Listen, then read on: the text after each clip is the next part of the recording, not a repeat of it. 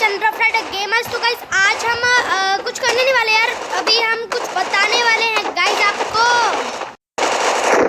तो गाइस आज हम आपको बताने वाले हैं top 5 hidden places in training map. Guys पता नहीं किसने आके मारा गाइस हमें। मैं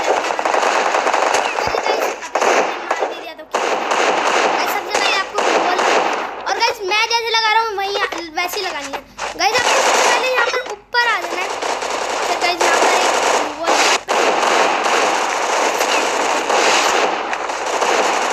और गाइस एक डीकॉय ग्रेनेड गाइस मिल जाता है हमें जहाँ गन्स मिलती है वहाँ पे। तो गाइस एक डीकॉय ग्रेनेड ऐसे। तो गाइस मैं अरे भाई गाइस अभी हम पहुँच चुके हैं मेन बिल्डिंग के ऊपर गाइस। ओपी गाइस यहाँ से आप डबल मतलब मार सकते हो बंदों को। भी चला रहा था अपने नेक्स्ट हिडन प्लेस की ओर। नेक्स्ट हिडन प्लेस की ओर पढ़ते हैं।